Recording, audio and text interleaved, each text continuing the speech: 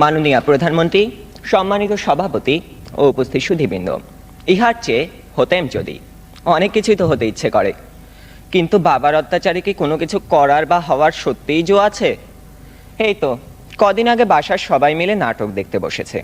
আমিও পরিবেশের গন্ধ শুকে আস্তে আস্তে এগোচ্ছি কোনো রকমের দর্শকের সারিতে জায়গা দখল করার জন্যে। অমনি বাবা গুরুগম্ভীর কণ্ঠে আদেশ জারি করলেন, 2 দিন পরে তোমার পরীক্ষা, এখন তোমার এসব নাটক ফাটক দেখা চলবে না। কি আর করা, দরজার চৌকাঠ থেকেই ফিরে যেতে হলো। যেতে যেতেই শুনতে পেলাম নাটকের ছেলেটি তার বাবাকে বলছে, আমি এবার পরীক্ষা দেব না। ইস, আমি যদি এমন করে বলতে পারতাম, এই নাটকের ছেলেটির মতো হতাম। কিন্তু এ তো শুধু নাটকেই সম্ভব। আবার স্কুলের কথাই ধরুন না কেন, সব সময় পরীক্ষা লেগেই আছে। ক্লাস টেস্ট, সাপ্তাহিক, মাসিক, টার্ম, এবং আমাদের স্কুলে আরও একটি পরীক্ষা আছে, পপ টেস্ট। অর্থাৎ বলা নেই কওয়া নেই, স্যার ম্যাডাম ক্লাসে এসে দুম করে বললেন, তোমাদের পরীক্ষা নেব। কি জ্বালা, এমনিতেই পরীক্ষার ভয় বাঁচি না, তা আবার এই পপ টেস্টের ভয় রাত দিন কাঁটা হয়ে থাকতে হয়। জনান্তিকে বলে রাখি, আমি যদি দেশের প্রধানমন্ত্রী হই তবে সবার আগে এই পরীক্ষা ব্যবস্থাটা তুলে দেব। এরই মধ্যে একজন বন্ধু ইশারা করলো, এনেছি। বুঝতে পারলাম গতকাল তাকে হুমায়ুন আহমেদের বোতল ভূত বইটা আনতে বলেছিলাম। কোনো রকমে পরীক্ষা শেষ করে উঠে গেলাম লাস্ট বেঞ্চে। দুজনে মিলে মজা করে পড়তে শুরু করে দিলাম। গল্পে আছে হুমায়ুন ভূত পোষে, তাও আবার বোতলে করে পকেটে রাখে। সে ভূতের খাবার চাঁদের আলো। ক্লাসের একজন যখন একথা বলে দিল, তখন অঙ্ক স্যার বোতলটা নিয়ে ভূতটাকে এক ঢোকে পেটের ভিতর চালান করে দিলেন। অমনি স্যারের পেটের ভিতর গুড়গুড় শব্দ উঠতে শুরু করলো, আর তিনি হেঁচকি তুলতে লাগলেন। দম ফাটিয়ে হাসতে যাব, হঠাৎ কানে টান পড়তেই শটান দাঁড়িয়ে গেলাম। বইটা পড়তে পড়তে টেরই পাইনি কখন ইংরেজি ম্যাডাম চলে গেছেন আর এসেছেন জমদূত প্রায় আমাদের অঙ্ক স্যার।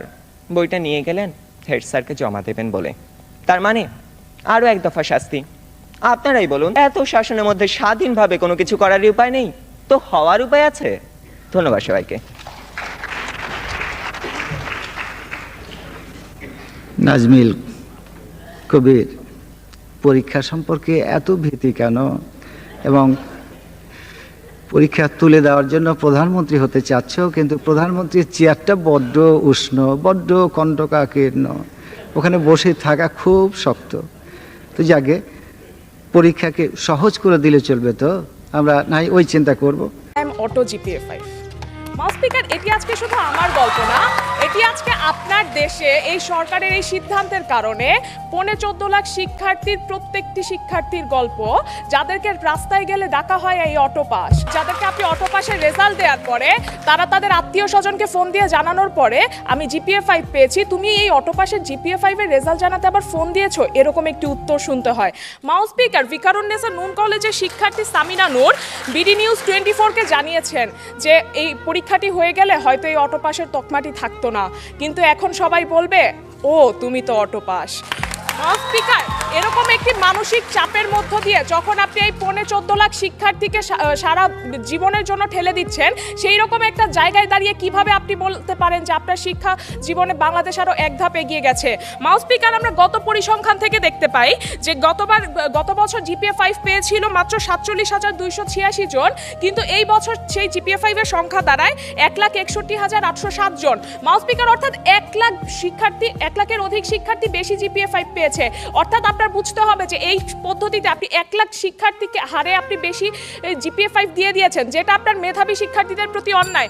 স্পিকার, সেই সকল শিক্ষার্থীর কথা চিন্তা করেন যারা মাধ্যমিক থেকে উচ্চ মাধ্যমিকে বিভাগ পরিবর্তন করেছিল, সেই সকল শিক্ষার্থীকে কিভাবে আপনি বিজ্ঞান বিভাগের সার্টিফিকেট দিয়ে স্পিকার, বিকল্প সিদ্ধান্তগুলো কি ছিল? আমার বিরোধী দলীয় নেতা আপনাকে দেখিয়ে গেছে কিভাবে অফলাইন পদ্ধতিতে পরীক্ষা নেওয়া সম্ভব ছিল।